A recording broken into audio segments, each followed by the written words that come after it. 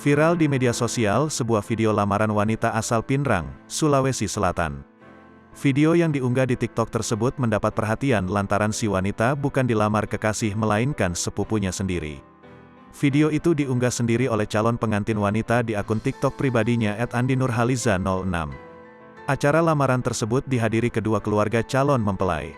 Dalam video tersebut terlihat sang calon suami datang membawa buket bunga dengan senyum sumringah untuk diserahkan ke calon istri. Lalu, perwakilan keluarga dari pihak laki-laki memasangkan cincin ke jari calon pengantin wanita. Warganet yang melihat video viral berdurasi 20 detik itu menanggapinya dengan beragam. Ada yang heran dan ada juga merasa kalau pernikahan antar sepupu sah-sah saja.